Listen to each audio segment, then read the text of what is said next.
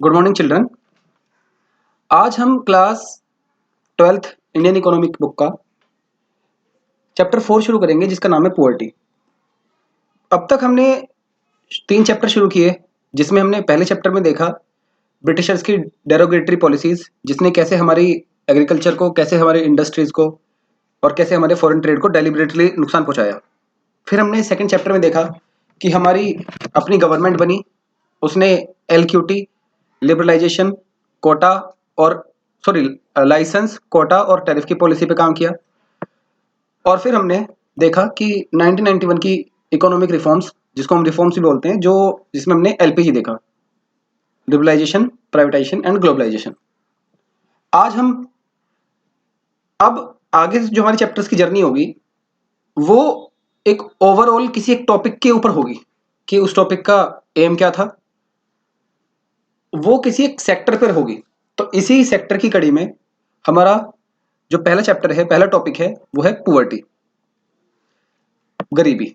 देखिए, पहले what is poverty. अगर हम इसकी एक डेफिनेशन देखें तो poverty is inability to fulfil the minimum requirement of food, clothing, housing, education and wealth.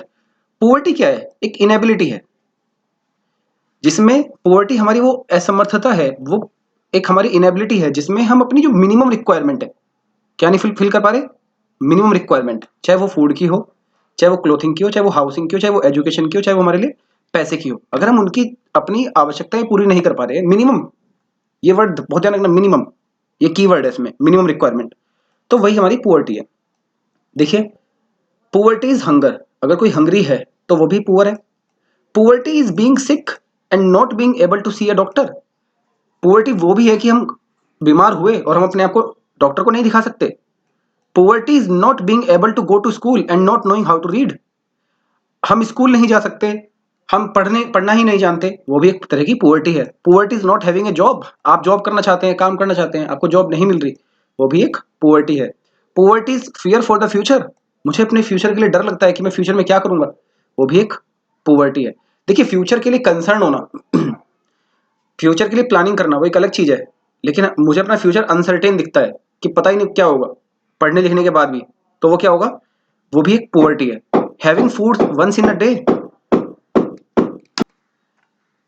Poverty is having food once in a day. सिर्फ एक दिन में एक बार फूड मिलना, खाना, एक दिन में एक बार ही फूड खाना, वो भी पुअर्टी है। आपको सिर्फ एक ही बार फूड मिले, वो पुअर्टी है। आप अपनी इच्छा से फूड सिर्फ एक ही बार खा रहे हो, सफिशिएंट है आपके पास, वो पुअर्टी नहीं है। आप फास्ट पे हो, आपने फूड ही नहीं खाया पूरे दिन में, वो पुअर्टी नहीं है। लेकिन आप चाहकर भी आपको सिर्फ एक ही बार फूड मिल रहा है, टू मील्स भी नहीं मिल रहा, 2 बार भी नहीं मिल रहा, तो आपको पुअर हो। Poverty is losing a child to illness brought about unclear water. Poverty वो है कि हम अपना एक बच्चा खो दें या हमारा बच्चा बीमार हो जाए। पुअर्टी, हमारा एक बच्चा बीमार हो जाए, किस वजह से? जो कि खराब पानी की वजह से हुआ, brought by unclear water. Poverty is powerlessness. आप कमजोर हैं, आपके पास पावर नहीं है, शक्ति नहीं है, आप अपने आप को रिप्रेजेंट नहीं कर सकते। Lack of representation and freedom. आप अपने आप को रिप्रेजेंट नहीं कर सकते, आपको उतनी आजादी नहीं है अपने अकॉर्डिंग काम करने की, वो भी पुअर्टी है। तो यानी कि हमने देखा poverty basically food, clothing, housing, education, इन पर कंसंट्रेटेड नहीं है। पुअर्टी एक मल्टी डायमेंशनल एक प्रॉब्लम है, हमें उसको एड्रेस करना है। तो अब हम देखते हैं, अगर हम नोट करें कि पुअर पीपल, जिनको हम पुअर पीपल बोलते हैं, उनके जनरल फीचर्स क्या हैं जो हम जनरली नोट करते हैं। मतलब हमें, जो हम अपने आसपास अगर हमसे कोई पूछे कि सर गरीब लोग क्या होते हैं, तो हम जनरली यही चीज कहेंगे कि स्टारवेशन, मतलब सफरिंग और डेथ। स्टारवेशन मतलब क्या है? सफरिंग और डेथ, डेथ है या प्रॉब्लम है, वो सफर कर रहे हैं, कोज बाई लैक ऑफ फूड, वो फूड की कमी से सफर कर रहे हैं, वो स्टारवेशन है। या हंगर से सफर कर रहे हैं, तो वो पुअर पीपल है। या वो है जिनके पास lack of basic education and skills, जिनके पास बेसिक एजुकेशन या स्किल्स नहीं है। अनस्टेबल एम्प्लॉयमेंट, जिनका जो काम है वो अनस्टेबल है, अस्थिर है, जिनको अपने काम का नहीं पता। जैसे कि हमारे कैजुअल लेबर, जो हमारे घर में मजदूरी करते हैं, उनको ही नहीं पता कल को काम मिले ना मिले। जैसे हमारे रिक्शा पुलर, उनकी रिक्शा में कोई बैठे ना बैठे, उनकी कोई गारंटी नहीं है। अभी आप देखिए लॉकडाउन के समय में जो बेचारे रिक्शा पुलर हैं, उनकी क्या हालत हुई होगी, उनको कोई काम मिला ही नहीं होगा, कैसे उन्होंने अपना जीवन सर्वाइव किया होगा। कैसे हमारे जो कैजुअल लेबर्स हैं, वो जो होम कंस्ट्रक्शन में काम कर रहे थे, तो होम कंस्ट्रक्शन सब बंद हो गए थे, तो उनके लिए कितनी बड़ी प्रॉब्लम रही। तो ये क्या था, unstable employment. Mall nutrition is alarming high. Mall nutrition क्या होता है कि खाने की कमी से आपकी बॉडी का जरूरत से ज्यादा कमजोर हो जाना, उसको बोलते हैं माल न्यूट्रिशन। तो malnutrition is alarmingly high, malnutrition बहुत ज्यादा हाई होता है इनमें। इल हेल्थ, जनरली ये लोग बीमार रहते हैं। Borrowing from money lenders at high rates, ये क्या करते हैं, पैसे मनी लेंडर से उधार लेते हैं, बोरो करते हैं, और किस रेट पे, हाई रेट पे, बहुत ही ज्यादा रेट पे।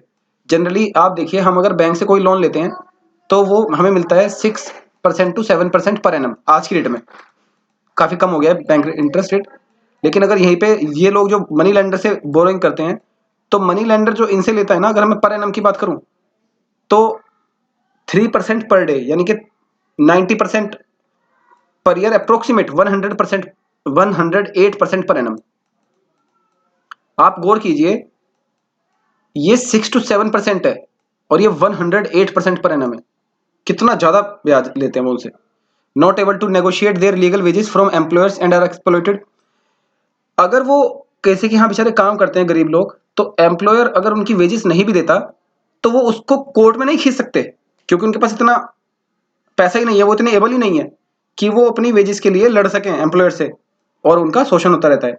आपको मैं एक बात बताता हूँ, भारत सरकार के एक्ट के अकॉर्डिंग किसी भी इंसान की जो मिनिमम मजदूरी होगी वो 18,000 होगी, 18,000 पर मंथ होगी, उससे कम नहीं होगी।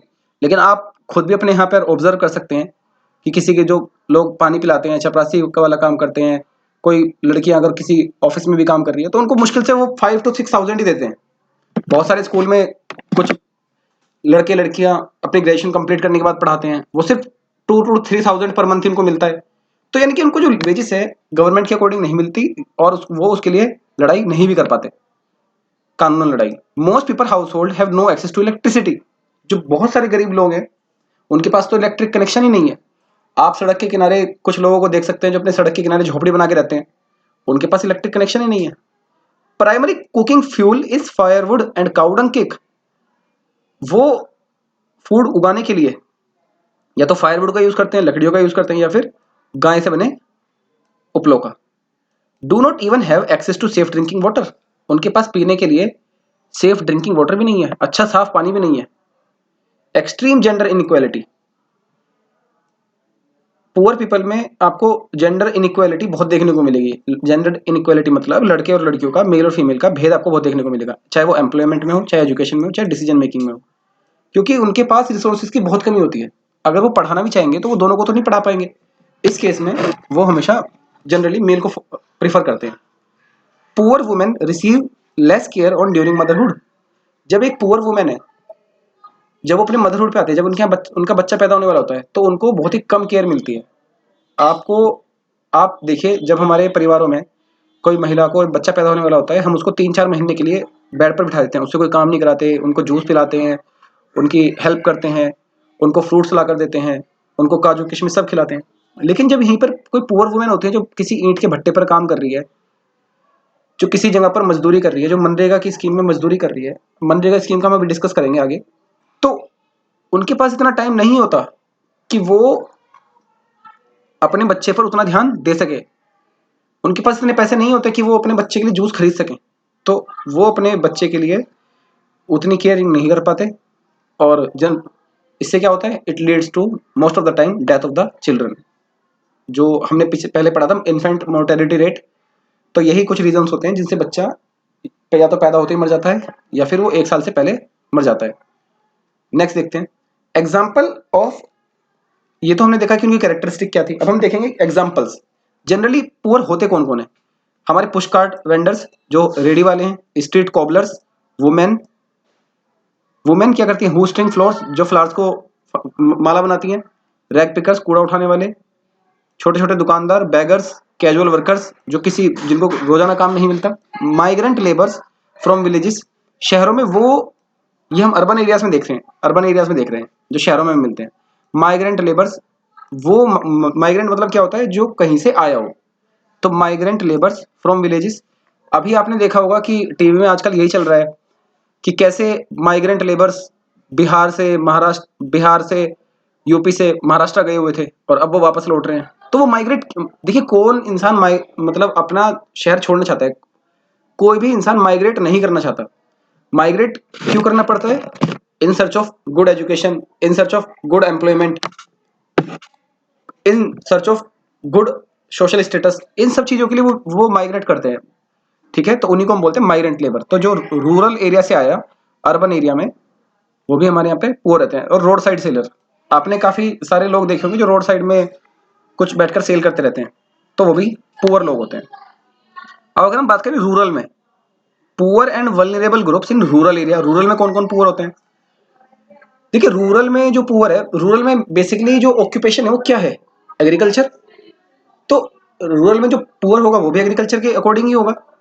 तो रूरल में जो पुअर होगा वो क्या होगा? कल्टीवेटर्स विद नो और वेरी स्मॉल लैंड होल्डिंग। वो कल्टीवेटर जिसके पास या तो कोई जमीन ही नहीं है, नो, या तो कोई जमीन ही नहीं है, या फिर अगर जमीन है तो बहुत ही स्मॉल है, बहुत छोटी है, मतलब कुल 1 एकड़ या 1 बीघे, आपके यहाँ जो भी चलता है, वो बहुत ही छोटी है। अब अगर हम देखें, if some of them possess land, और अगर उनमें से किसी के पास कुछ लैंड है भी, पहले तो है ही नहीं, और अगर है तो बहुत छोटी है, और वो जो लैंड है इट इज ओनली ड्राई और वेस्ट लैंड, या तो वो ड्राई है, सूखी लैंड है, उस पर खेती होती नहीं, या फिर वो वेस्ट लैंड है, बिल्कुल बेकार लैंड है वो। Many do not get to have even 2 meals a day, बहुत सारे लोगों को तो वहां पे 2 टाइम खाना भी नहीं मिलता, दिन में 2 बार खाना ही नहीं मिलता, अभी हमने बात की थी। Cultivators working in non agricultural jobs, किसान जो होकर भी उसको नॉन एग्रीकल्चरल जॉब करनी पड़ रही है, वो किसी डेयरी में काम कर रहा है, he is working in dairy, he is working in, he is working as a labour. तो he is a cultivator, he is a farmer, but he is working in a non agricultural job, what, it is a very bad signal, so he is a poor. इनके house की अगर हम बात करें, कच्चे house होते हैं इनके, जिनमें दीवारें बनी होती हैं बेकमड की, और रूफ जो बनी होती है वो ग्रास की बनी होती है, बैम्बू की बनी होती है, लकड़ियों की बनी होती है।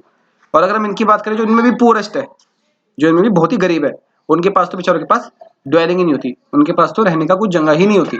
इनके जो घर बने होते हैं वो बने होते हैं मिट्टी के, मड़ के, या फिर इनकी जो छतें बनी होती है उनके ऊपर या तो घास रखी होती है, या बैम्बू की लकड़ी रखी होती है, या नॉर्मल वुड रखी होती है। तो बच्चों हमने देखा मतलब कच्चे घर होते हैं। और अगर हम देखें हमें क्या करना है इन लोगों का, हमें इनका डेवलपमेंट करना है। तो डेवलपमेंट क्या होता है? Development is removing the obstacle from the life of a person.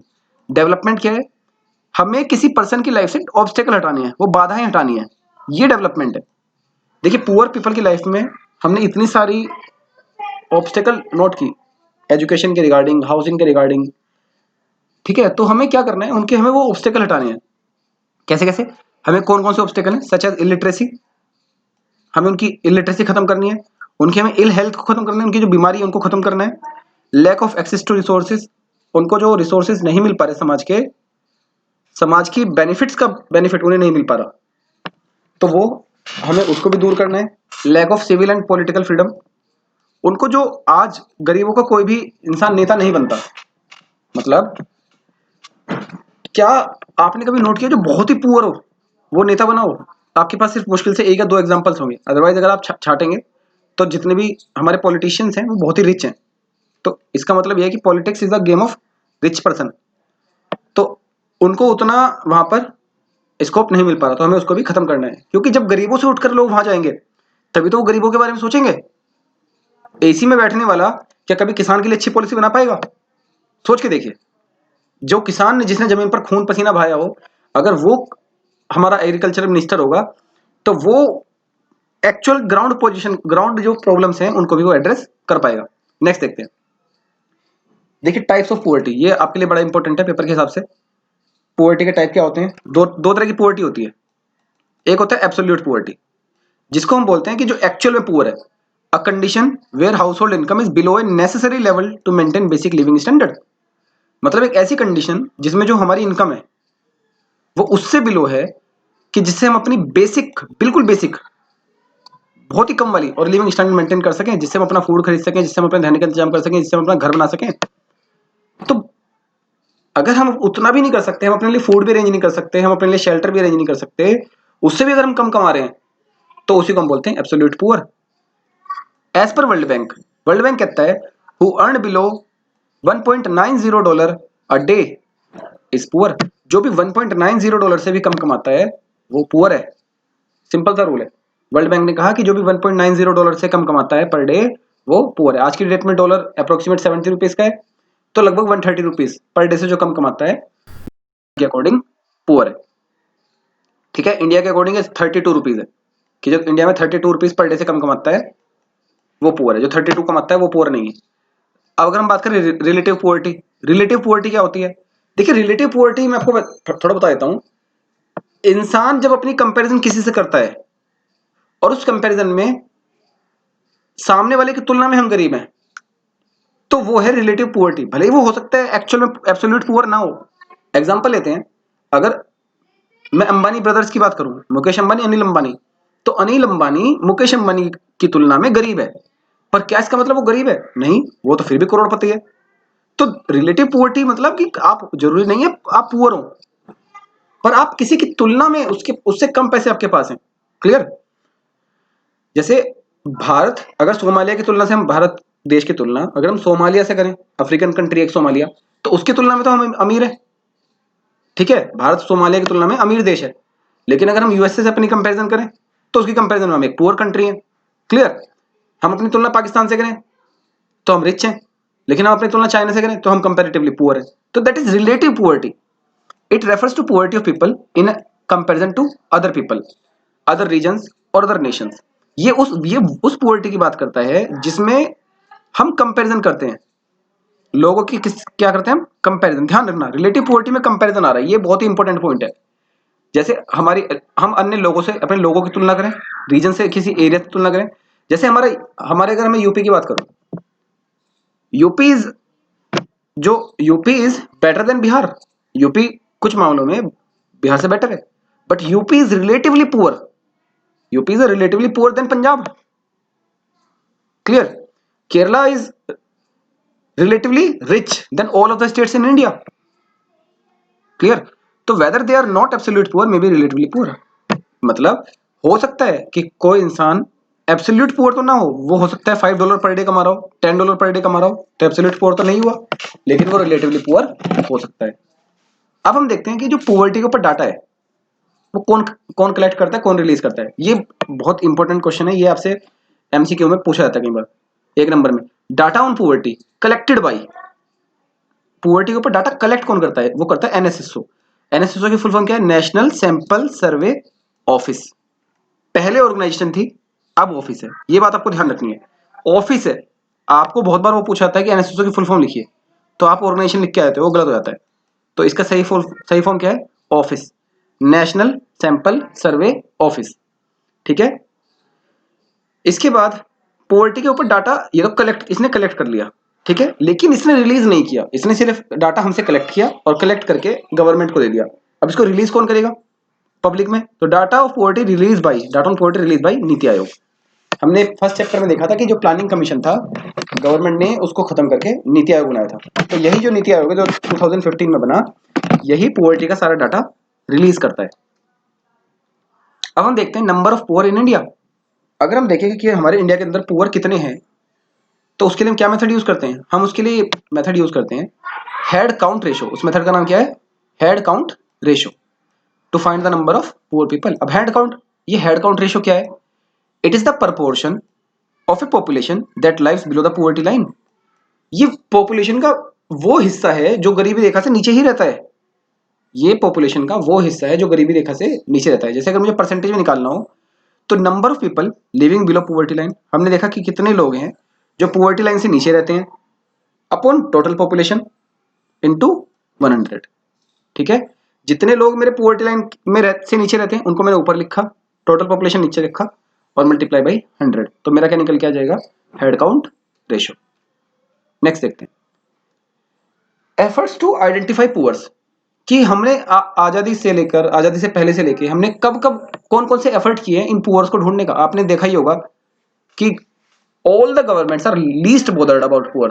They cry poor, poor, poor, but they never made sufficient effort to identify poor, to do something for poor. वो हमेशा चिल्लाते रहे कि हम गरीबी हटा देंगे, गरीबी हटा देंगे, लेकिन आज तक नहीं हटी। आज देश में अप्रोक्सीमेट 52 करोड़, एक्चुअल डाटा की अगर हम बात करें तो उससे ज्यादा लोग गरीब हैं। क्लियर? वो बात अलग है, गवर्नमेंट रिकॉर्ड में वो केवल 25 to 27 करोड़ है। लेकिन फिर भी इट्स अ ह्यूज नंबर। तो अगर हम बात करें कि कौन कौन से एफर्ट हुए हैं, तो ड्यूरिंग ब्रिटिश पीरियड और प्री इंडिपेंडेंट इंडिया, मतलब आजादी से पहले या ब्रिटिश पीरियड में हमने कौन कौन से एफर्ट किए पुअर पीपल को जानने के लिए। देखिए इसमें दादा भाई नौरोजी थे, हमने हमने उनकी बुक भी पढ़ी थी, poverty and un British rule of India, इनकी इंपॉर्टेंट बुक थी। तो इसमें इन्होंने बताया, इन्होंने इसमें पुअर्टी लाइन का कंसेप्ट दिया, गरीबी रेखा का कंसेप्ट दिया, based on jail cost of living. किस कॉस्ट पे? Jail cost of living. देखिए इन्होंने जेल कॉस्ट ऑफ लिविंग क्या है, cost on food for prisoner. एक प्रिजनर, देखिए जो कैदी है जेल में, उसको सरकार क्या देती है? सिर्फ खाने तो देती है, उसके अलावा सरकार उसको कुछ देती नहीं। तो दैट मीन्स उन्होंने एक आइडिया लगाया कि सबसे मिनिमम जो जी रहा है ना आज के देश में, वो प्रिजनर है। तो उन्होंने कहा कि एक प्रिजनर के ऊपर जो कॉस्ट आती है ना, वही हमारी जेल कॉस्ट ऑफ लिविंग है। तो इससे उन्होंने पुअर्टी लाइन दी जेल कॉस्ट ऑफ लिविंग पे। कैसे दी? इन्होंने कहा कि हम ये मान के चलते हैं इंडिया में 1/3 हमारे चिल्ड्रन है, हमारे इंडिया में 1/3 चिल्ड्रन होंगे। तो ये देखिए कोई दादा भाई नौरोजी सिर्फ पहली बार दे रहे हैं, तो पहली बार उन्होंने कैसे दी, इस चीज को आपको समझना है कि दादा भाई नौरोजी की पोवर्टी लाइन कैसे निकली। वो जेल कॉस्ट ऑफ लिविंग पे निकली। जेल कॉस्ट ऑफ लिविंग क्या थी कि एक प्रिजनर के ऊपर जो कॉस्ट आती है उसके फूड में, तो वो जेल कॉस्ट ऑफ लिविंग थी।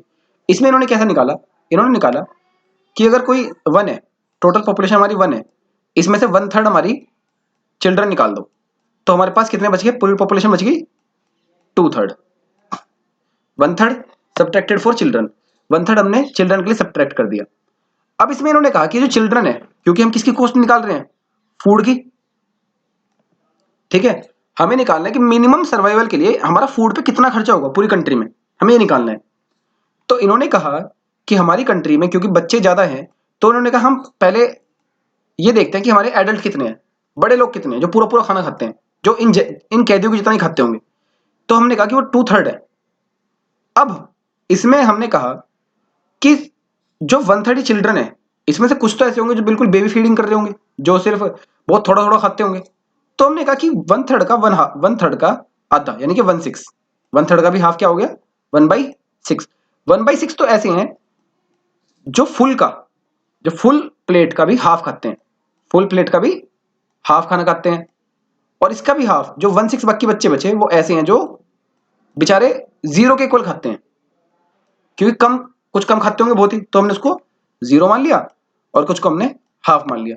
तो जब हमने इनको टोटल किया सारों को, 1/3 प्लस 1/12, 1/3 प्लस, यानी कि देखिए सॉरी 2/3 है ना, क्योंकि 2/3 तो एडल्ट है, एडल्ट प्लस 1/12 वो चिल्ड्रन वाला हिस्सा। तो जब हमने इनका एलसीएम निकाला तो हमारा आ गया 3/4, 3/4 ऑफ फुल। तो पुअर्टी लाइन उन्होंने क्या बताया कि पुअर्टी लाइन वो है कि जो जेल कॉस्ट ऑफ लिविंग का 1/3 भी अफोर्ड नहीं कर सकता। जेल में रहने वाले इंसान की के ऊपर जितना खर्च होता है, अगर कोई इसको 1/3 भी अफोर्ड नहीं कर सकता, तो वो हमारा पुअर है। देखिए मैं एक बार आपके लिए मुझे लग रहा है कि आपको इतना अच्छे से क्लियर नहीं हुआ, मैं एक बार फिर से रिपीट कर देता हूँ। देखिए आप ऐसे समझिए, एक सोसाइटी में एडल्ट होते हैं और चिल्ड्रन होते हैं। चिल्ड्रन का भी अगर हम देखें, बच्चे कुछ 0 से लेके 1 साल, फिर थोड़े बड़े, फिर थोड़े बड़े, फिर थोड़े बड़े, बहुत बड़े होते हैं। बट अगर मैं ये कहूं कि सारे चिल्ड्रन और सारे एडल्ट, मतलब सारे बड़े लोग और सारे बच्चे एक ही जितना खाना खाते हैं, तो क्या ये बात सही होगी, गलत होगी? आप कहोगे कि बिल्कुल सर ऐसा तो हो ही नहीं सकता, बच्चे कम खाना खाते हैं और बड़े ज्यादा खाना खाते हैं।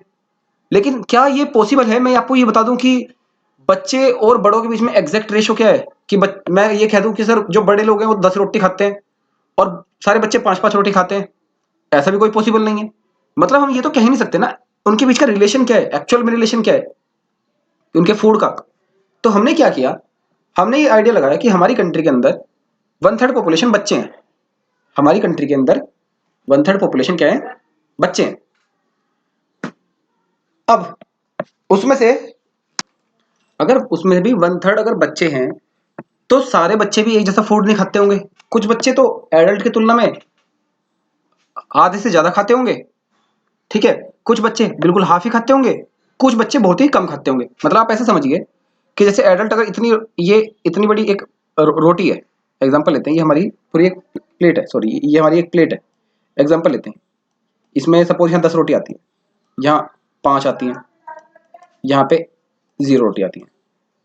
ठीक है, तो कुछ बच्चे ऐसे होंगे जो यहाँ पे लाई करते होंगे इधर, कुछ बच्चे यहाँ आते होंगे थोड़े थोड़े, कुछ बच्चे बिल्कुल यहीं आते होंगे, कुछ बच्चे यहाँ आते होंगे। तो हमने क्या किया, हमने ये मान लिया कि हमारे एग्जाम्पल लेते हैं, हमारे पास पूरे 300 लोग थे, तो 300 में से हमने कहा कि भैया हमारे 200 तो बड़े लोग हैं और 100 हमारे बच्चे हैं। ठीक है, हमने कहा कि जो बच्चे हैं, देखो बच्चे तो 5 रोटी भी नहीं खाते होंगे, बच्चे तो अधिकतर यही होंगे सारे। तो हमने कहा कि हमारे जो बच्चे हैं ना, टोटल 100 बच्चे हैं ना हमारे, तो 50 बच्चे तो यहां पर आएंगे, वो जो बिल्कुल बिल्कुल हाफ खाते हैं खाना, और 50 हमने मान ली जो बेचारे 0 हैं, जो कुछ भी नहीं खाते, क्योंकि उनकी तो सारी मोस्टली डाइट यहाँ होगी। तो क्लियर हुआ, कुछ को तो हमने बढ़ा दिया, कुछ की डाइट हमने बिल्कुल 0 कर दी, ताकि हम एक एवरेज रख सके। तो जब हमने उसकी कैलकुलेशन की तो वो निकल के आया कि पूरे फुल प्लेट का, जो फुल प्लेट का 3/4 खा सकता है, वो पुअर नहीं है। तो so poverty line is the 3/4 of the total cost of living. मतलब आपको ये बताना है, अगर आपसे पेपर में क्वेश्चन किस तरह का आएगा कि दादा भाई नौरोजी के अकॉर्डिंग जो पुअर्टी लाइन थी वो क्या थी, तो आपको होगे the according to Dadabhai Naoroji the poverty line was 3/4 of the jail cost of living, and then what the jail cost is cost on food for prisoner. चलिए अब हम देखते हैं पोस्ट इंडिपेंडेंट इंडिया के बाद क्या क्या हुआ। 1962 में भी हमने एक प्लानिंग कमीशन बनाया, प्लानिंग कमीशन ने एक स्टडी ग्रुप बनाया पॉवर्टी को स्टडी करने के लिए। 1979 में हमने task force on projection on minimum needs and effective consumption demand, ये नाम है पूरा, इसको एक बार 5 बार लिखोगे याद हो जाएगा, ये नाम है। तो 1979 में ये इन्होंने भी एक टास्क फोर्स बनाया। 1989 और 2005 में भी ऐसे ऐसे 2 टास्क फोर्स और बने, मतलब ऐसे हमने कमीशन और बनाए। अब हम देखते हैं कि हमने बार बार देखा पुअर्टी लाइन पुअर्टी लाइन, ये पुअर्टी लाइन एक्चुअली में होती क्या है, ये कहां से आती है। तो it is an imaginary line, ये कहीं से एग्जिस्ट नहीं कर रही है, एक इमेजिनरी लाइन है, हमने इसको मान के चले हैं, काल्पनिक रेखा है। Used by any country, used by any country, किसी कंट्री के द्वारा यूज की जाती है टू डिटरमाइन इट्स पुअर्टी, ये निर्धारित करने के लिए कि इसकी पुअर्टी कितनी है। It is the level of income to meet the minimum living condition, ये वो इनकम के लेवल को बताती है जिसमें किसी इंसान की मिनिमम लिविंग को देखा जाता है। देखिए ये पुअर्टी लाइन हमने खींच दी, ये लाइन हमने खींच दी। अब इसमें पता है क्या होगा, बस सिर्फ इधर पुअर और इधर नॉन पुअर, जो इस लाइन के इधर है वो पुअर होंगे, जो इस लाइन के इधर है वो नॉन पुअर होंगे। एस्टिमेशन ऑफ पुअर्टी लाइन, ये मोस्ट इंपॉर्टेंट है आपके पेपर के हिसाब से, जो अभी इस साल वाला 12th का पेपर हुआ है उसमें भी ये क्वेश्चन आया था, और बहुत इंपॉर्टेंट टॉपिक है वाला, estimation of poverty line. Poverty line का एस्टिमेशन कैसे करते हैं इंडिया में, पुअर्टी लाइन का एस्टिमेशन 2 मेथड से किया जाता है, एक तो पर कैपिटल एक्सपेंडिचर बेसिस पे और एक कैलोरी बेस्ड कंजम्पशन पे। तो पहले मैं आपको कैलोरी बेस्ड कंजम्पशन बता देता हूं। देखिए फॉर रूरल एरियाज, जो रूरल एरियाज में जो रूरल एरियाज हैं, अगर उसमें कोई 2400 मतलब 2400 कैलोरी तक का फूड अगर कोई खा सकता है तो वो पुअर नहीं है पर डे।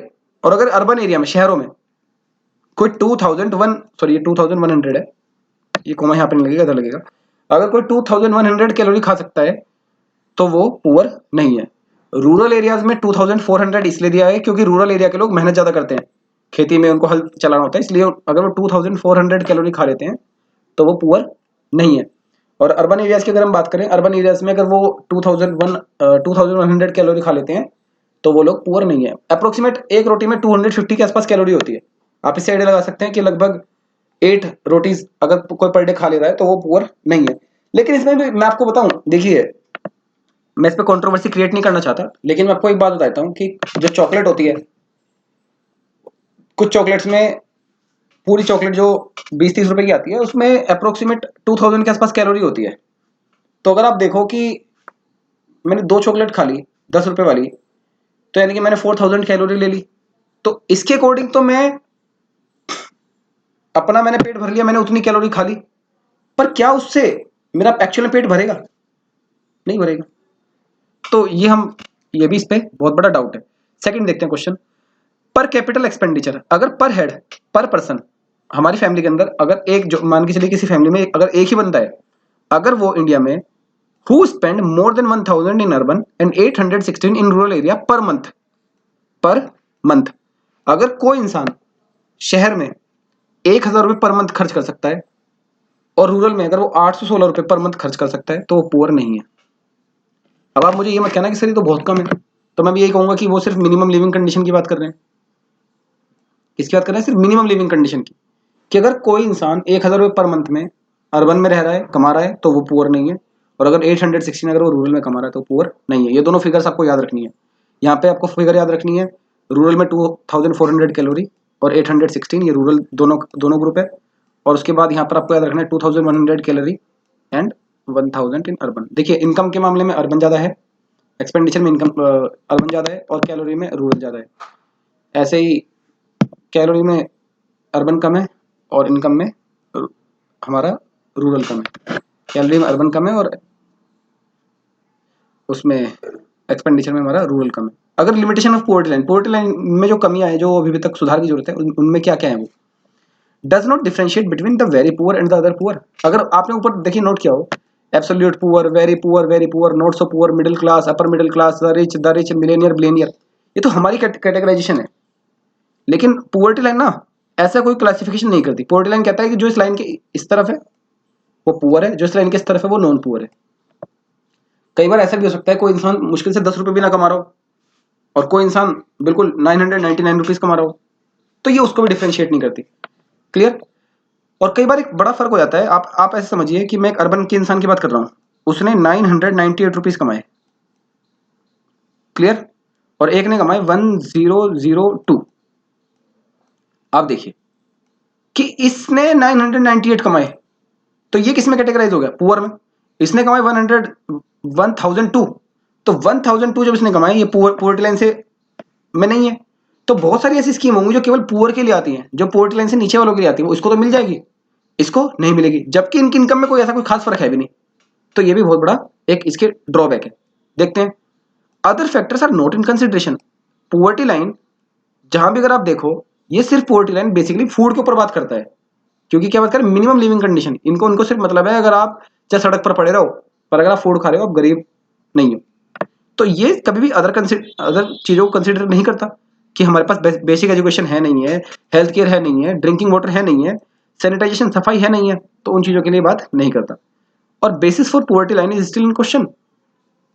ये जो पुअर्टी लाइन का आपने बेस बता रखा है, ये तो बड़ा आज भी क्वेश्चन में है। जैसे such as 1000 in urban area in is insufficient to survive in present days, कि आज के डेट में 1000 रुपीज में अर्बन एरिया में सर्वाइव करना तो बहुत ही मुश्किल है। तो हम देखें आगे, categorisation of poverty, most important topic है अभी, ठीक है। देखिए यहां से आप चार्ट पे ज्यादा फोकस करिएगा, ऊपर तो सिर्फ डेफिनेशन लिखिए। देखिए ये पुअर्टी लाइन है, ये क्या है हमारा जो लाल डॉटेड वाला है, ये पुअर्टी लाइन है हमारा, जिसमें मैं लाल डॉट लगा रहा हूँ, ठीक है। ऑलवेज पुअर क्या है? जो पुअर्टी लाइन से हमेशा नीचे थे, ये पुअर्टी लाइन है, इससे हमेशा नीचे रहे हैं ये लोग, ये है ऑलवेज पुअर। यूजुअली पुअर क्या है? जो हमेशा तो पुअर्टी लाइन से नीचे थे, लेकिन किसी एक हिस्से के लिए, देखिए ये वाला जो हिस्सा है, ये वाला, इस दौरान ये पुअर्टी लाइन से ऊपर आ गए। मतलब यूजुअली पुअर मतलब क्या है? अक्सर पुअर, हमेशा तो मतलब अधिकतर वो पुअर थे, लेकिन कभी बिल्कुल एक छोटे सी समय के लिए वो पुअर्टी लाइन से ऊपर आ गए थे। ये कौन लोग होते हैं? Casual workers. कि कैजुअल वर्कर को किसी दिन ज्यादा पैसा मिल गया तो उस दिन वो पुअर्टी लाइन से बाहर आ गया। एक होता है चर्निंग पुअर। चर्निंग पुअर क्या होता है? ये तो बेचारे कभी गरीब फिर अमीर, फिर गरीब फिर अमीर, फिर अमीर फिर गरीब, फिर गरीब फिर अमीर, मतलब ये तो बेचारे ऊपर नीचे कूदते रहते हैं। अब इसमें कौन कौन लोग होते हैं? इसमें होते हैं फार्मर्स या सीजनल वर्कर्स। देखिए फार्मर्स और स्मॉल फार्मर्स या सीजनल वर्कर क्यों होते हैं? जैसे गांव में जब गेहूं कटते हैं तो उनको रोजगार मिलेगा, तो गरीबी रेखा से ऊपर हो गए। लेकिन जब गेहूं कट गए फिर वो खाली हो गए 2-3 महीने, फिर गरीब हो गए। तो ये क्या करते हैं, फिर अगली बार जब गन्ना उगेगा तो उनको मजदूरी मिलेगी, वो फिर अमीर हो गए। जब गन्ना कटेगा तब उनको मजदूरी मिलेगी, वो हो गए। लेकिन बीच के समय में लीन पीरियड बोलते हैं, लीन पीरियड में वो खाली हो गए, तो इनको हम क्या बोलेंगे? Churning poor. एक होगा ओकेशनली पुअर। जैसे यूजुअली पुअर था, ये यूजुअली मतलब तो हमेशा ही पुअर रहे, अधिकतर पुअर। ओकेशनली इसका जस्ट अपोजिट है। इसमें क्या हुआ? अधिकतर तो वो अमीर रहा, पुअर्टी लाइन से ऊपर रहा, लेकिन एक बार वो नीचे आ गया। ये देखिए ये वाला हिस्से में नीचे आ गया वो, ये थे ओकेशनली पुअर। और एक होता है नेवर पुअर। जैसे ये ऑलवेज पुअर है, इसका जस्ट अपोजिट है नेवर पुअर, जो कभी भी पुअर में नहीं आए। अब हम इनके ग्रुप को देखते हैं, ऑलवेज पुअर और यूजुअली पुअर। मतलब जो जनरली पुअर नहीं है, जो सॉरी हमेशा पुअर रहते हैं, उनको हम क्या बोलते हैं? Chronic poor. जो हमेशा ही पुअर्टी लाइन से नीचे रहते हैं उनको हम क्या बोलते हैं? Chronic poor. एक होते हैं ट्रांजिएंट पुअर, मतलब आते जाते लोग, कभी पुअर्टी में आ रहे हैं कभी जा रहे हैं, पुअर्टी में आ जा रहे हैं। तो इनमें कौन कौन से लोग हैं? Churning poor. और उसका होता है नॉन पुअर। नॉन पुअर मतलब जो हम जिनको हम गरीब नहीं भी कह सकते, एक तो ओकेशनली पुअर, एक नेवर पुअर, इनको हम गरीब नहीं कह सकते। तो अभी हमने देखा क्रोनिक पुअर वो हैं जो अधिकतर समय पुअर्टी के नीचे रहते हैं। चर्निंग पुअर वो है, ट्रांजिएंट पुअर वो है जो पुअर्टी लाइन के नीचे आते जाते रहते हैं। और उसके बाद नॉन पुअर वो लोग हैं जो हमारे केस में पुअर नहीं है। क्लियर? चलिए नेक्स्ट देखते हैं। चलिए, trends in poverty in India 1973 to 212, यही लेटेस्ट डाटा है हमारे पास। जो पुअर्टी का ट्रेंड है यही लेटेस्ट डाटा था, आरबीआई के द्वारा दिया गया था कि पुअर्टी का ट्रेंड्स क्या चल रहा है इंडिया में। देखिए 1973 से लेकर 2012 तक हमारी पुअर्टी में क्या क्या चेंज हुआ। अगर हम बात करें number of poor in millions, millions में अगर हम लोगों की बात करें, मिलियन में 1 मिलियन में 10 लाख होते हैं, ठीक है। तो अगर हम बात करें गरीब लोगों की इंडिया में, देखिए 1973-74 में, ये आप पहले देखिए, ये समझिए जो ब्लैक कलर का है ये किसका है? रूरल का। जो ये ब्लैक कलर की लाइन है ये रूरल को दिखा रही है, और ये जो सिल्वर कलर की लाइन है ये दिखा रही है अर्बन पीपल को, ठीक है। ब्लैक कलर की लाइन रूरल को दिखा रही है और सिल्वर कलर की लाइन अर्बन को दिखा रही है। अगर मैं 1973 में मैं पूछूं आपसे तो रूरल में कितने लोग थे? आप कहोगे सर रूरल में 270 थे लगभग, 250 से ऊपर है तो 270 के आसपास हो गया। अगर मैं आपसे पूछूं कि 270 या 260 के राउंड में ये हो गया। अगर मैं आपसे कहूं कि अर्बन में कितने, तो आप कहोगे सर 60 के राउंड में, 50 ज़्यादा है तो ये 60 मान लेते हैं, इनको भी चलो 260 मान लेते हैं, ठीक है।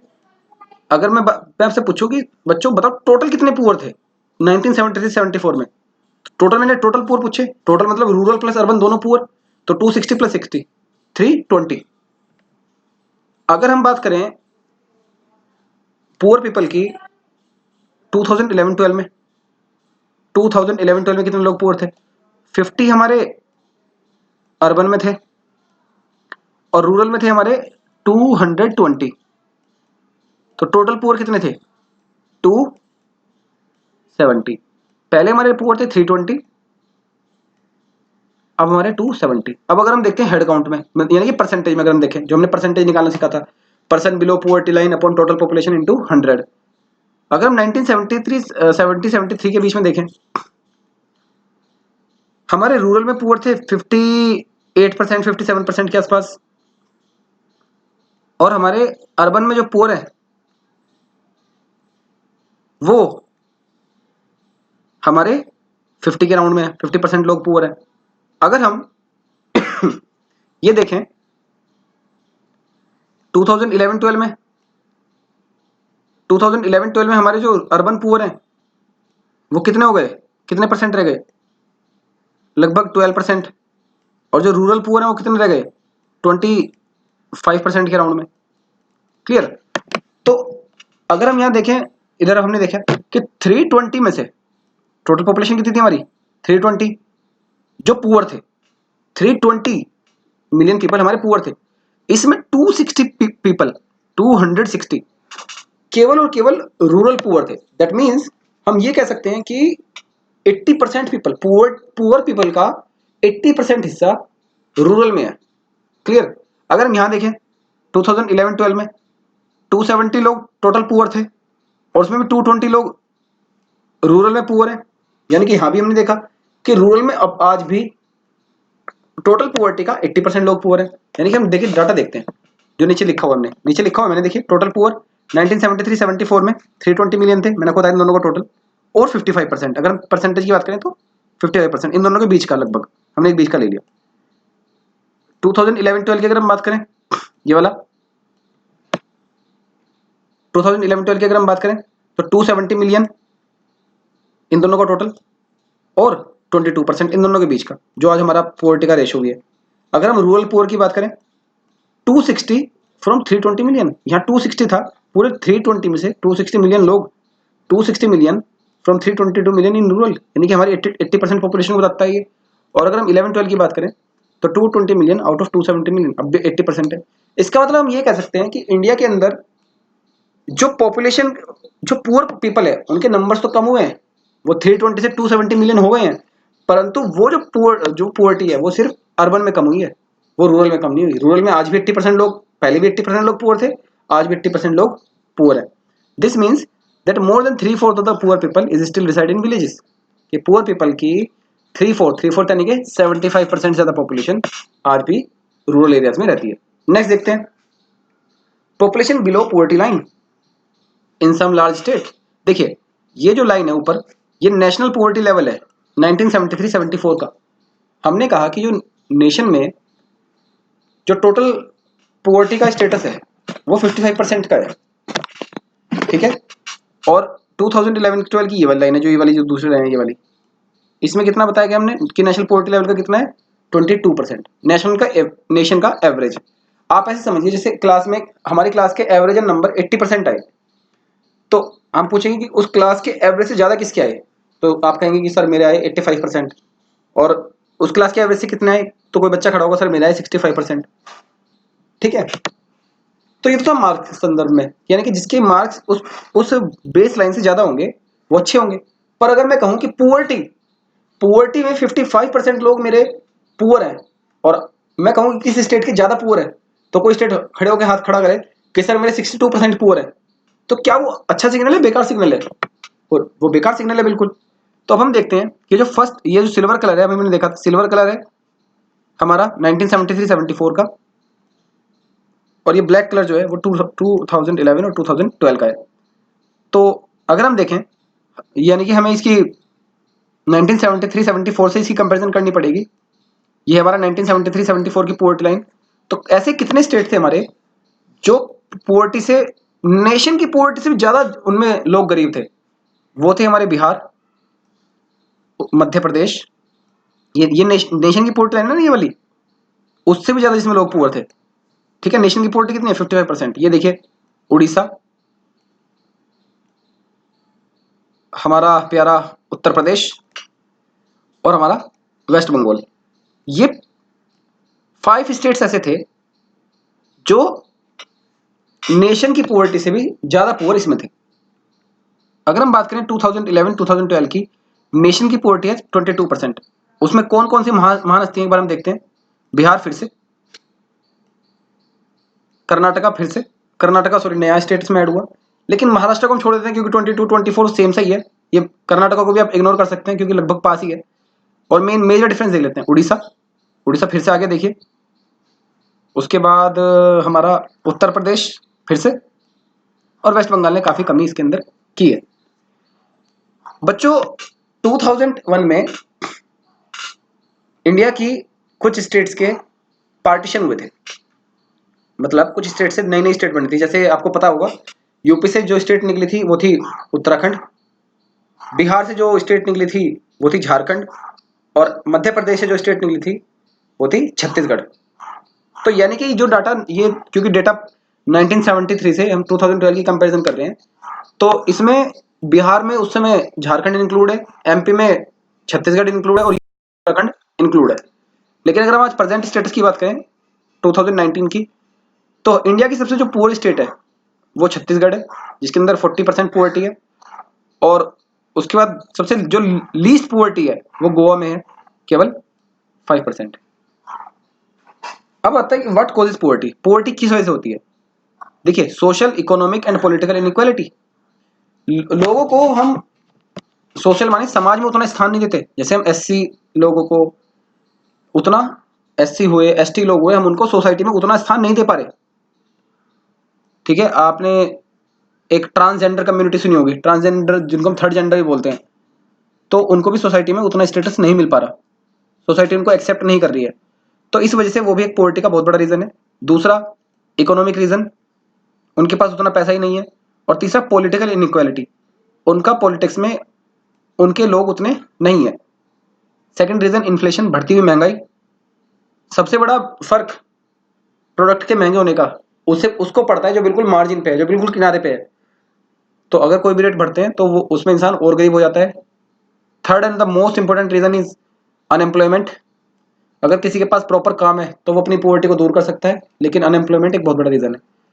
और उसके बाद नेक्स्ट है इनडेप्टनेस, उन वो जो लोन लेते हैं मनी लेंडर से, हमने बात की थी। हाई रेट ऑफ इंटरेस्ट पे, और फिफ्थ है unequal distribution of wealth.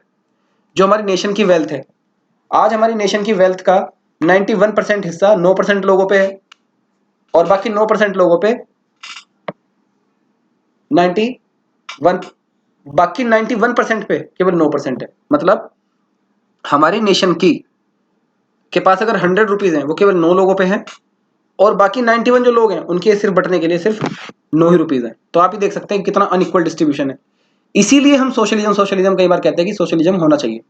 Next देखते हैं एग्रीगेट पुअर्टी। एग्रीगेट पुअर्टी क्या होता है? सम ऑफ इंडिविजुअल पुअर्टी। जितने भी सारे लोग पुअर हैं, अगर हम उनके सारे को पुअर्टी को इकट्ठा कर दें तो उसको हम बोलेंगे एग्रीगेट पुअर्टी। अगर एग्रीगेट किसी कंट्री के ज्यादा लोग पुअर होंगे तो क्या होगा? लो कैपिटल फॉर्मेशन, सरकार के पास ज्यादा पैसा नहीं होगा। लैक ऑफ इंफ्रास्ट्रक्चर नहीं होगा उस कंट्री में। लैक ऑफ डिमांड, लोग ज्यादा कुछ खरीदेंगे नहीं। प्रेशर ऑफ पॉपुलेशन बढ़ती रहेगी। Lack of social and welfare net, और उस कंट्री में लोगों के लिए, लोगों की वेलफेयर के लिए कोई भी हमारे पास ज्यादा अच्छी स्कीमें नहीं होंगी। क्लियर? क्योंकि जब ज्यादा ही सब कुछ पुअर होगा तो लोग हम खर्च कैसे कर पाएंगे। नेक्स्ट देखते हैं policies and programmes toward poverty alleviation. Poverty को एलिविएट करने के लिए, पोवर्टी को खत्म करने के लिए हमने क्या क्या पॉलिसी बनाई और कौन कौन से प्रोग्राम बनाए, अब हम इसको डिस्कस करते हैं।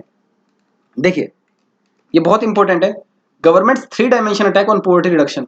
गवर्नमेंट ने एक 3 डायमेंशन अटैक किया। गवर्नमेंट ने सोचा कि हम 3 तरफ से पोवर्टी पे अटैक करेंगे। मान के चलो पोवर्टी है, हम इस पे इधर से भी अटैक करेंगे, इधर से भी अटैक करेंगे, इधर से भी अटैक करेंगे, और फाइनली हम पोवर्टी को बिल्कुल खत्म कर देंगे। गवर्नमेंट ने बड़ा अच्छा एक, आजादी के बाद गवर्नमेंट ने एक बहुत बढ़िया तगड़ा प्लान बनाया।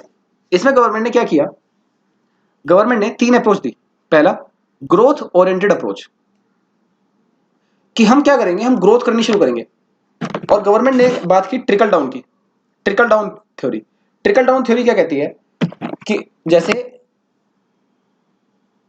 जो मैकाले था, मैकाले ने जब कंट्री में इंग्लिश एजुकेशन की शुरुआत की तो मैकाले ने क्या किया कि सबको इंग्लिश की एजुकेशन नहीं दी, उसने केवल कुछ लोगों को पढ़ाया और कहा कि ये कुछ लोग पढ़ेंगे और यही जाके और थोड़े लोगों को पढ़ाएंगे, और वो थोड़े लोग और थोड़े लोगों को पढ़ाएंगे, और वो थोड़े लोग और थोड़े लोगों को पढ़ाएंगे। तो फाइनली क्या होगा? हमारी पूरी कंट्री लिटरेट हो जाएगी, जो कि आज तक नहीं हुई। सही है? तो ऐसे ही हमारी सरकार ने बहुत अच्छा सोचा। हमारी सरकार ने सोचा कि हम क्या करेंगे, हम अपनी कंट्री में कुछ हिस्से डेवलप करेंगे, जब वो हिस्से डेवलप हो जाएंगे तो वो दूसरे हिस्से को डेवलप करेंगे, और वो और डेवलप हो जाएंगे, और दूसरे को डेवलप करेंगे। तो ऐसे क्या होगा? पूरी कंट्री डेवलप हो जाएगी।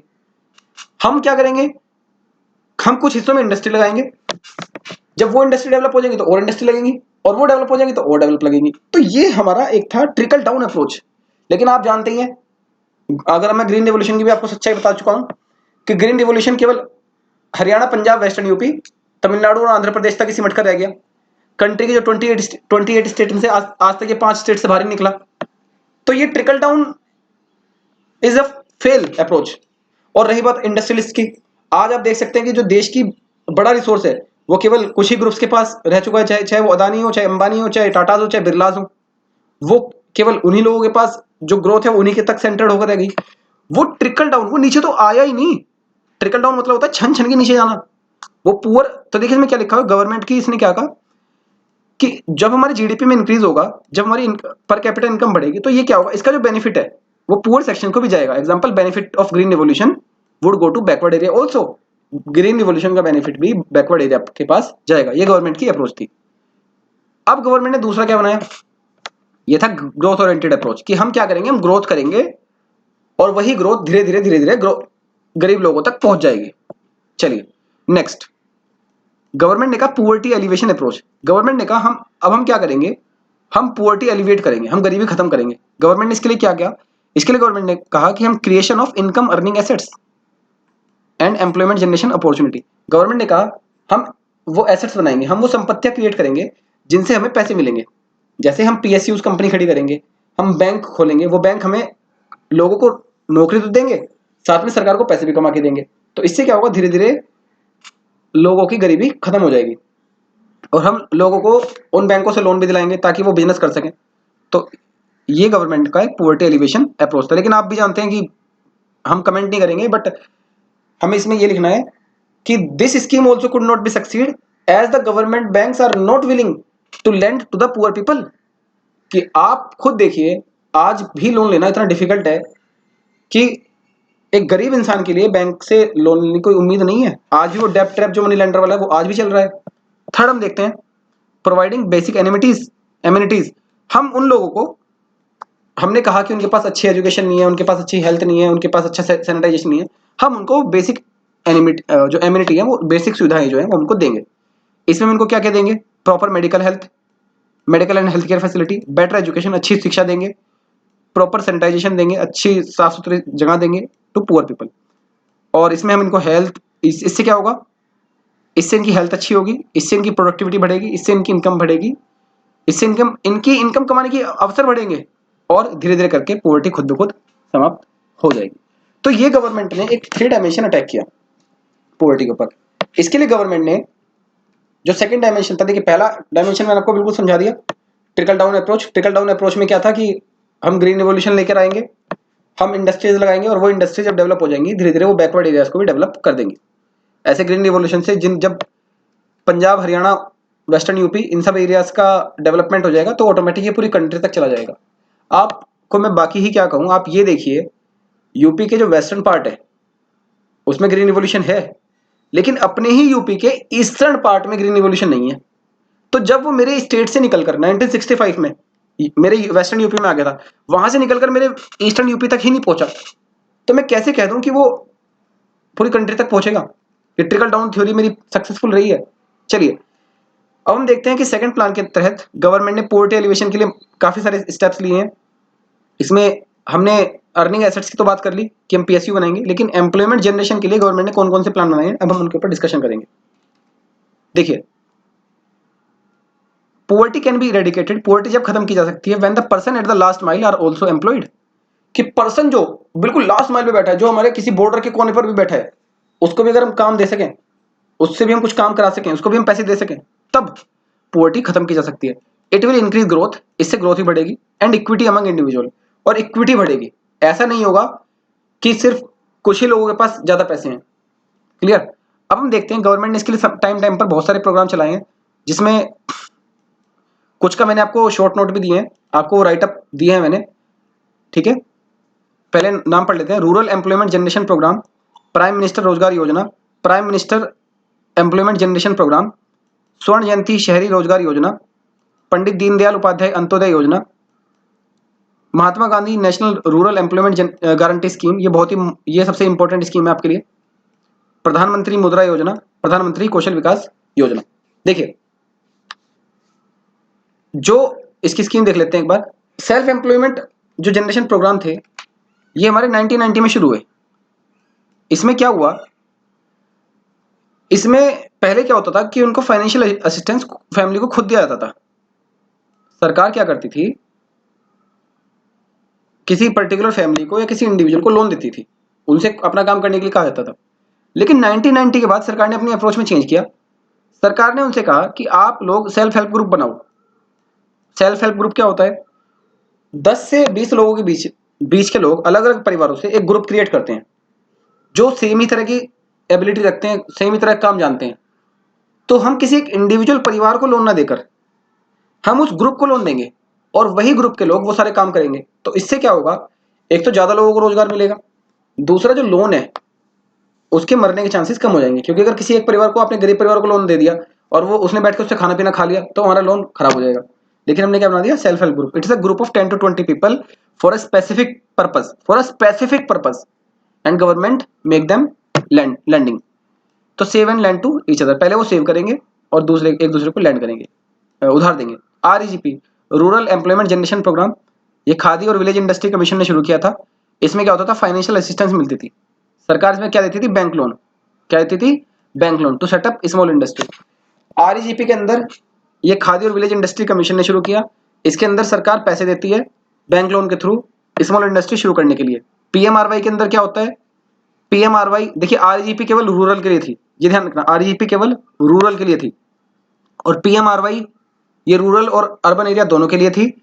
इसमें सरकार क्या करती है, इसमें भी सरकार जो पढ़े लिखे, एजुकेटेड और अनएम्प्लॉयड, और कौन से परिवार से, लो इनकम फैमिली से, जो पढ़ा लिखा है, बेरोजगार है और कम इनकम की फैमिली से बिलोंग करता है, सरकार उसको भी लोन देती थी और ताकि वो आने वाले समय में एम्प्लॉयमेंट जनरेट कर सके। सरकार ने क्या किया, देखा सरकार ने हम 2 स्कीम चला रहे हैं, तो सरकार ने 2008 जब आया, आते आते ये दोनों स्कीम मर्ज कर दी। सरकार ने उसका नाम दिया PMEGP, प्रधानमंत्री एम्प्लॉयमेंट जनरेशन प्रोग्राम। देखिए दोनों एक ही काम कर रही हैं, low income family industry setup करना, यही दोनों का काम था। तो सरकार ने इन्हीं का एक नाम बना दिया। सरकार ने इसमें क्या कहा, इसमें ये है क्रेडिट लिंक्ड, बस इसका जो कीवर्ड है वो ये है, क्रेडिट लिंक्ड सब्सिडी प्रोग्राम। आपको सरकार उधार देगी, लोन देगी सरकार आपको, और उस लोन में सरकार रूरल एरिया में 25%, अर्बन एरिया में 15% सरकार पेमेंट करेगी। अगर सरकार ने, आपने बैंक से लोन लिया बिजनेस चलाने के लिए, 100 रुपीज का लोन दिया, और आप रूरल एरिया में रहने वाले हैं, तो 25 रुपीज सरकार जमा कर देगी। तो 25 सरकार ने जमा कर दिए, अब कितने रहेंगे 75 रुपीज। अब आपको केवल 75 रुपीज ही पे करने हैं। क्लियर? पहले सरकार सिर्फ आपको लोन दे रही थी, अब लोन भी दे रही है, साथ में सब्सिडी भी दे रही है। तो पहले दो स्कीम कौन कौन सी थी, प्रधानमंत्री रोजगार योजना और रूरल एम्प्लॉयमेंट जनरेशन प्रोग्राम, और ये बिल्कुल उसी लाइन पर चल रही है ताकि यूथ के लिए रोजगार जनरेट किया जा सके। और हमारी जो चौथी स्कीम थी क्या थी, स्वर्ण जयंती शहरी रोजगार योजना। इसका पर्पस क्या है, सेल्फ एम्प्लॉयमेंट वेंचर्स या फिर वेज एम्प्लॉयमेंट। यानी कि इसमें क्या होता था, जो इंसान काम करना चाहता है शहर का, अर्बन एरिया का, या तो सरकार उसको कोई बिजनेस खुलवाएगी छोटा मोटा, या फिर सरकार उसको कोई नौकरी देगी। और नेक्स्ट है दीनदयाल उपाध्याय अंत्योदय योजना। इसका पर्पस क्या है, देखिए ये रूरल डेवलपमेंट की मिनिस्ट्री ने शुरू की। इसका पर्पस है स्किल ट्रेनिंग देना। देखिए गवर्नमेंट का मानना है कि अगर हम लोगों को स्किल ट्रेनिंग दे दें, आज गवर्नमेंट ने स्किल इंडिया मिशन भी चला रखा है, तो गवर्नमेंट का मतलब यह है, मानना है कि अगर हम लोगों को स्किल डेवलपमेंट अगर हम कर दें, तो लोग अपने लिए काम खुद जनरेट कर सकते हैं। अगर हमने जैसे लोगों को टीवी ठीक करना सिखा दिया, अगर लोगों को हमने कंप्यूटर ठीक करना सिखा दिया, लोगों को हमने मोबाइल ठीक करना सिखा दिया, तो लोग अपना काम खुद कर सकते हैं। तो इसका देखिए, इस स्कीम का टारगेट क्या था, इसका टारगेट ये था, पहले सिर्फ ये रूरल के लिए थी, ये भी ध्यान रखना, नेशनल रूरल लाइवलीहुड मिशन और नेशनल अर्बन लाइवलीहुड मिशन, ये 2 अलग अलग मिशन चलते थे। ये रूरल के लिए चलता था और ये अर्बन के लिए चलता था। इन दोनों को हमने मर्ज कर दिया इस स्कीम के अंदर ही, कि अब अर्बन प्लस रूरल दोनों एक ही साथ काम करेंगे। इस स्कीम को टारगेट क्या दिए गए कि आपको रूरल एरिया से ये 10 लाख पीपल को टारगेट करना है, 10 लाख पीपल को ट्रेंड करना है 2017 तक। मतलब ये स्कीम 2014 में मर्ज हुई थी, 2014 में हमने इसको टारगेट दिया कि आप पहले रूरल एरिया के लोगों को टारगेट करो, 10 लाख लोगों को रूरल एरिया में 2017 तक ट्रेंड करो, और अर्बन एरिया में 2016 से शुरू करना और 5 लाख लोगों को ट्रेंड करना। मतलब देखिए वहां पे 2017 से क्या होगा, 2017 तक 10 लाख लोग ट्रेंड हो जाएंगे, उसके बाद आप अर्बन एरिया शुरू करना और वहां से 5 लाख लोगों को ट्रेनिंग देना। इसमें ट्रेनिंग क्या क्या होती है, सेल्फ हेल्प ग्रुप कैसे बनेंगे, ट्रेनिंग सेंटर हमने खोले, व्यापारियों के लिए मार्केट बनाए, उनको परमानेंट घर दिए, ये सब भी हमने इसमें काम किया है। ठीक है, अब देखिए हमारी इसमें जो नेक्स्ट स्कीम थी ये वाली थी, Mahatma Gandhi national rural employment guarantee scheme, MNREGA. ये भी बड़ी अच्छी स्कीम है, ये देख लेते हैं। देखिए मनरेगा में क्या होगा, बहुत अच्छी स्कीम है। प्रोवाइड, पहले तो ये इसको किस नाम से जाना जाता था, पहले इसको जाना जाता था नरेगा के नाम से, national rural employment guarantee act. MNREGA का फुल फॉर्म क्या है, Mahatma MG NREGA, Mahatma Gandhi national rural employment guarantee act. ये MG नरेगा, इसको MG नरेगा बोलते हैं और मनरेगा बोलते हैं, दोनों ठीक है। ठीक है, इसके एक्ट का नाम है मनरेगा एक्ट 2005 और इस स्कीम का नाम है MG नरेगा, ये कंफ्यूज मत करना। ठीक है, इसके लिए जो कानून बनाया था वो कानून बनाया था M नरेगा 2005 और उसके जो स्कीम का नाम है वो है MG NREGA, Mahatma Gandhi national rural employment guarantee act. इसके अंदर क्या है, provide 100 days of guaranteed wages employment to rural unskilled labour. देखिए एक तो ये वाला पॉइंट है इसमें, रूरल, एक इसमें गारंटी वेज, और एक इसमें 100 डेज, ये 3 वर्ड है। मतलब 100 डेज के लिए अगर कोई रूरल का बंदा है तो उसका सरकार गारंटीड वेज देगी। इससे क्या होगा, उससे जो उसकी इकोनॉमिक सिक्योरिटी है वो इंक्रीज हो जाएगी। Decrease migration of labour from rural to urban area, अब वो रूरल का जो पर्सन है वो अर्बन एरिया में आना बंद कर देगा क्योंकि उसको सरकार ने रूरल में ही काम दे दिया। It has grass root driven approach to employment generation, सरकार सबसे ग्रास रूट होता है कि बिल्कुल बेसिक लेवल पे पहुंच जाना, नीचे से शुरुआत करना। तो सरकार ने बिल्कुल नीचे के लेवल से शुरुआत कर दी। और सबसे अच्छी चीज ये वाला देखिए कितना अच्छा पॉइंट है, if government fail to provide work on demand then also payment will be made. अगर कोई रूरल का पर्सन आया, उसने सरकार से कहा कि सर मुझे काम करना है, अगर सरकार उसे काम नहीं दे पा रही कि यार हमारे पास तो कराने के लिए कुछ नहीं है, तो सरकार उसको पेमेंट देगी। देखिए कितनी अच्छी बात है, ठीक है। इसमें 302 रुपीज पर डे मिलते हैं, 302 रुपीज पर डे मिलते हैं। क्लियर। इसकी जो मजदूरी है, ध्यान रखना, the scheme is funded by the central government which bear the full cost of unskilled labour. जो इसकी मजदूरी है, वेजेस है, वो तो सेंट्रल गवर्नमेंट देती है। और अगर जैसे अब ये कुछ बना रहे होंगे, सपोज इन्होंने कोई ब्रिज बनाया, कोई बिल्डिंग बनाई, कोई छोटा सा टॉयलेट बनाया, तो उसका जो कंस्ट्रक्शन मटेरियल लगा, उसका 75% सेंट्रल गवर्नमेंट देगी मटेरियल का, और 25% स्टेट गवर्नमेंट देगी। ठीक है। वेजेस सेंट्रल गवर्नमेंट देगी, यानी कि जो 302 रुपए per day, 302 rupees per day, ये कौन बियर करेगा? Central government. सही है। अब देखते हैं हमारी बाकी दो स्कीम कौन सी है। Scheme for employment generation in India, ये वाली हमारी दो स्कीम रहती हैं, 7th और 8th। 7th में था हमारा प्रधानमंत्री मुद्रा योजना और प्रधानमंत्री कौशल विकास योजना।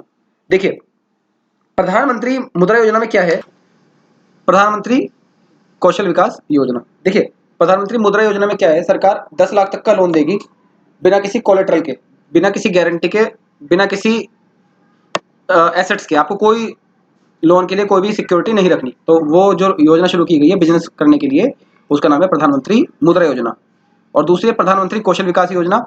इसके अंदर भी हम क्या करेंगे, जो यूथ है हमारा, हम उसको ट्रेनिंग देंगे, स्किल डेवलपमेंट करेंगे उसका।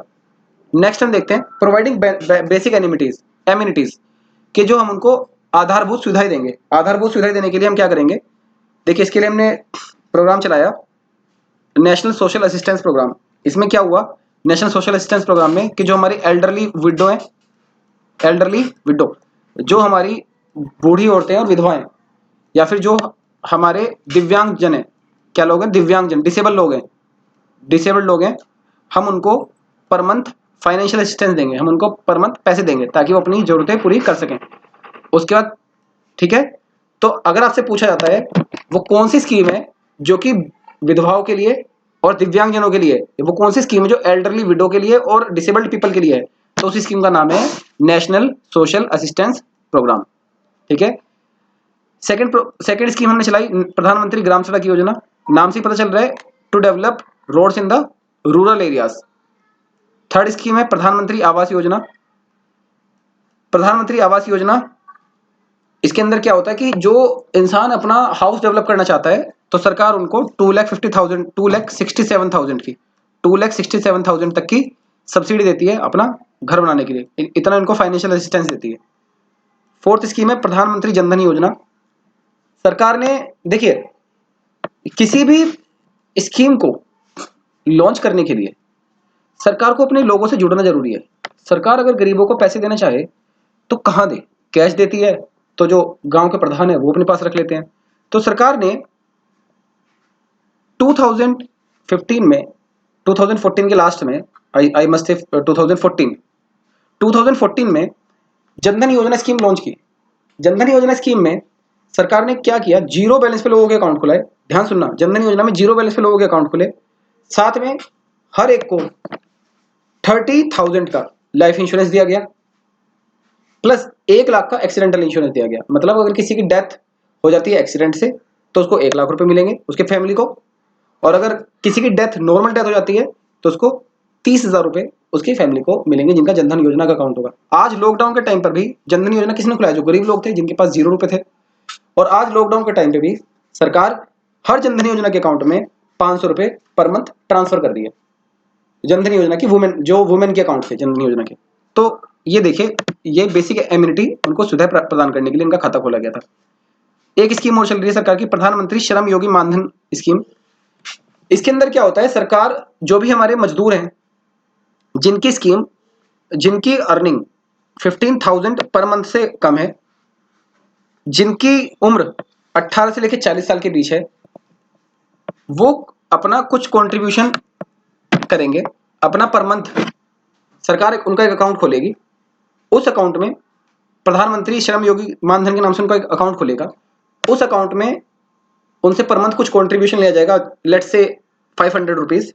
500 वो जमा करेंगे, साथ ही में 500 पर मंथ सरकार उनके अकाउंट में सरकार डालेगी, दोनों डालेंगे। मतलब 500 आप डाल रहे हो, 500 सरकार डाल रही है। बेसिकली आपके अकाउंट में कितने जमा हो रहे हैं? 1000। और जब आपको ये 60 ईयर्स पूरे होने तक डालने हैं, और जब 60 ईयर्स पूरे हो जाएंगे तो उसको per month approximate 5000 per month पैसे मिलने शुरू हो जाएंगे, जब तक वो जिंदा रहेगा। क्लियर? प्रधानमंत्री किसान सम्मान निधि, आज आप इसको जानते हैं कितनी अच्छी स्कीम है, गवर्नमेंट का होलिस्टिक बहुत ही एक जबरदस्त प्रोजेक्ट है। पूरे भारत में जितने भी किसान हैं उनको गवर्नमेंट 6000, चाहे वो छोटा हो चाहे बड़ा हो, 6000 पर ईयर। पहले ये सिर्फ मार्जिनल फार्मर्स के लिए थी, छोटे किसानों के लिए थी, बाद में सबके लिए कर दी गई है। इसमें आपको ये लिखना है कि to grant 6000 per year in 3 instalment. इस स्कीम के अंदर प्रधानमंत्री किसान सम्मान निधि में सरकार हर किसान को 6000 पर ईयर दे रही है 3 इंस्टॉलमेंट में, ठीक है। और भारत सरकार का सबसे बड़ा project, health project Ayushman Bharat programme, सरकार ने 10 करोड़ फैमिलीज को, और अगर पर फैमिली 5 मेंबर्स हैं तो 50 करोड़ लोगों को 5 लाख रुपए तक का हेल्थ इंश्योरेंस दिया है। देखिए, एजुकेशन और हेल्थ की हमने बात की थी, इसमें हेल्थ सेक्टर गरीबों के लिए सबसे बड़ा प्रॉब्लम थी, तो सरकार ने आयुष्मान भारत कार्ड सबको जारी किए हैं। 10 करोड़ फैमिलीज को ये कार्ड जारी हुए हैं। सरकार का एवरेज है 50 करोड़ कार्ड इसमें इशू किए गए हैं, जिसके तहत जो पुअर पीपल है वो किसी भी हॉस्पिटल में जाके, चाहे वो प्राइवेट हो चाहे सरकारी हो, वहां जाकर अपना 5 लाख रुपीज तक का इलाज करा सकते हैं, वो उसी कार्ड से कट जाएंगे। नेक्स्ट देखते हैं, नेशनल, ये हमने देख लिया, नेशनल सोशल असिस्टेंस प्रोग्राम, इसके ये राइट अप आपके लिए मिल गया। Under this programme elderly people, elderly basically widow, elderly widow, ठीक है, poor women and disable person, कौन से पर्सन? डिसेबल पर्सन, इन सब लोगों को हम क्या देंगे? एक पैसे देंगे, उनको पेंशन देंगे। क्या देंगे हम उनको? पेंशन देंगे, ठीक है। अब इसके बाद हम देखते हैं poverty elevation programme. Why could sorry, poverty elevation reason for not successfully implementation for poverty elevation programme. वो क्या रीजन थे कि जो पुअर्टी एलिवेशन हमारे प्रोग्राम थे, हमने इतने सारे प्रोग्राम देखे सरकार ने चलाए, लेकिन अगर मैं अपनी नजर घुमा के देखता हूं तो मुझे अपने चारों तरफ बहुत सारे पुअर दिखाई देते हैं। तो इसका मतलब वो पुअर्टी एलिवेशन प्रोग्राम उतने सक्सेसफुल नहीं हुए। तो क्या रीजन थे कि ये पुअर्टी एलिवेशन प्रोग्राम सक्सेसफुल नहीं हुए? तो पहले हम देख लेते हैं। पहला रीजन रहा unequal distribution of land and other assets. हमने पढ़ा कि आजादी के बाद हमारी जो सरकार थी उसने सबसे पहले लैंड रिफॉर्म्स किए। लैंड रिफॉर्म्स में सबसे जो मेजर डिसीजंस थे वो था land ceiling and land redistribution. Land ले ली जाएगी और जिनके पास एक्स्ट्रा लैंड होगी उनसे लैंड ले ली जाएगी और गरीबों को दे दी जाएगी। पर एक्चुअली ऐसा हुआ ही नहीं। इसमें क्या हुआ? अनइक्वल डिस्ट्रीब्यूशन हुआ, लैंड जमींदार के पास ही रह गई। तो आज क्या होता है कि जो बेनिफिट है वो पुअर्टी एलिवेशन प्रोग्राम का केवल उन्हीं लोगों को मिलता है जो कि नॉन पुअर है। अगर हम फार्मर्स को कोई बेनिफिट देना चाहें तो वो उन्हीं लोगों को मिलता है क्योंकि उनके पास बड़ी बड़ी लैंड्स हैं, छोटे लोगों को नहीं मिल पाता। सेकंड बात क्या है? Insufficient resource allocation. हमने देखा कि जितनी हमारी रिक्वायरमेंट थी ना उससे हमेशा हमारी मतलब पुअर्टी को देखते हुए तो जो भी फंड आया वो कंपैरेटिवली हमेशा कम ही आया। अगर हमारी कंट्री को लेट्स से किसी प्रोजेक्ट के लिए 10,000 करोड़ की जरूरत थी तो गवर्नमेंट ने वहां पे 2,000 करोड़ ही लगाए। तो फंड क्या था? Compare to the magnitude of poverty the amount of resources allocated for this programme is not sufficient. हमारी पुअर्टी को देखते हुए ये हमारे प्रोग्राम बहुत ही, जो हमारे रिसोर्सेज हैं वो बहुत ही कम रहे हैं। थर्ड रीजन था करप्शन इन द सिस्टम। ये इंडिया की रीढ़ की हड्डी तोड़ने वाला सबसे बड़ा रीजन ये भी रहा है। इसमें हम देखते हैं, हमने देखा ये जो प्रोग्राम थे गवर्नमेंट और बैंक के ऑफिसर्स पर निर्भर करता था इंप्लीमेंटेशन में। इसलिए क्या हुआ? सिंस सच ऑफिशियल्स इल मोटिवेटेड, इनका जो मन था वो वही भ्रष्ट था। इनएडिक्वेट ट्रेंड, ये उतने अच्छे से ट्रेंड ही नहीं थे। करप्शन प्रोन, ये भ्रष्टाचार करने के लिए तैयार थे। And vulnerable to pressure from a variety of local elites, और इनको अलग अलग तरह का प्रेशर दिया जाता था जो वहां के लोकल अमीर लोग थे। तो ये जो जितने भी रिसोर्सेज सरकार की तरफ से आए ये बहुत ही बुरी तरह से यूज हुए और बहुत ही ज्यादा तरह से वेस्ट हुए। आज मैं आपको अपने लॉकडाउन की एक कहानी बताता हूँ।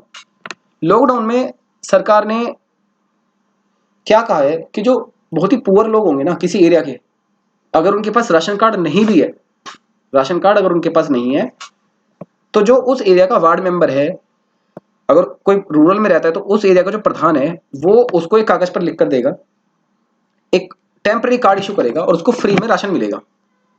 क्योंकि अब इस समय वो राशन कहाँ बनाए और इस समय उसके साथ पहले उसको जीना जरूरी है, तो सरकार ने उनको फ्री राशन देने की व्यवस्था की है, गेहूं, चावल, दाल।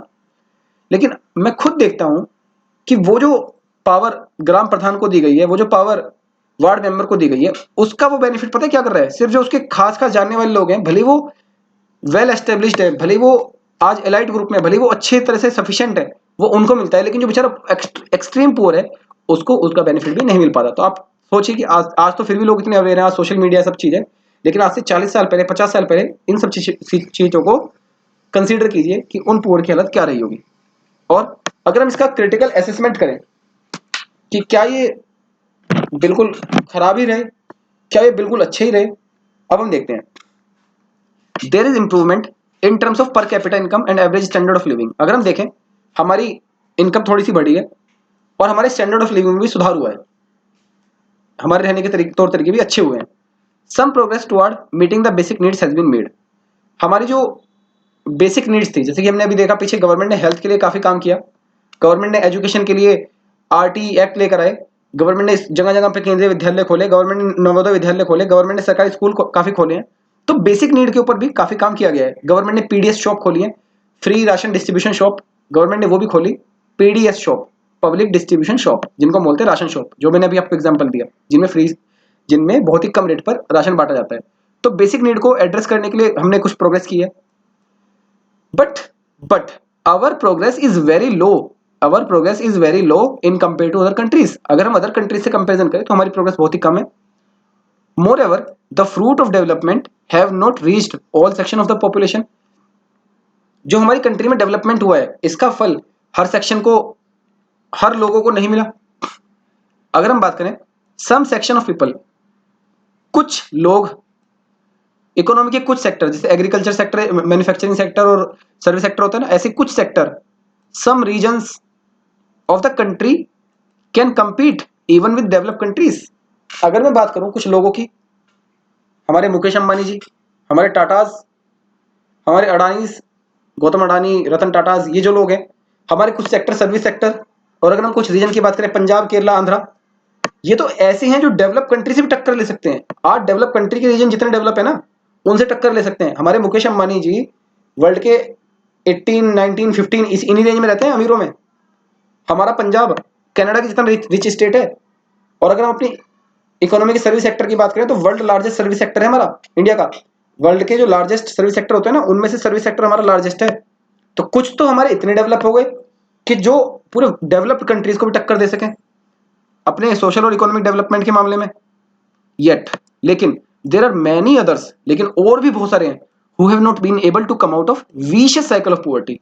और कुछ बेचारे ऐसे भी हैं जो आज भी गरीबी से बाहर नहीं आ पाए। चाहे हम अपनी स्टेट में अगर हम बात करें, बिहार की extreme poverty, Chhattisgarh 40% of the population is below poverty line. ठीक है, हम पुअर पर्सन की बात भी जानते हैं, approximate 52 crore person are poor. And service sector and agriculture sector is also considerably poor. इसी के साथ ही हमारा चैप्टर आज खत्म होता है। अब हम अपना नेक्स्ट चैप्टर शुरू करेंगे, 5th चैप्टर, नेक्स्ट वीडियो में। मैं आपसे यही कहूंगा कि आप जो ये वीडियो देख रहे हैं, इनको आप या तो कहीं पर खुद नोट किया कीजिए, या जो ये मैं आपको लिंक देता हूँ, लिंक से आप ये पीडीएफ फाइल डाउनलोड करके इनके अगर हो सके तो पीडीएफ बना लें, इनके प्रिंट आउट निकाल लें, उस पर चीज़ें नोट करा करें, या फिर कॉपी में नोट करके जो मैं आपको राइटअप देता हूँ ना, चीज़ों का समझाता हूँ, उनको थोड़ा थोड़ा लिखा कीजिए। तभी आपके पास, देखिए ये मत सोचिए वीडियो बड़ी हो रही है, आपके पास कंटेंट होगा तभी आप आंसर कर पाएंगे चीज़ों का, आपको तभी चीज़ें याद रहेंगी। अगर आपके पास कंटेंट नहीं होगा तो आप नहीं लिख पाएंगे। ठीक है, चलिए, थैंक यू।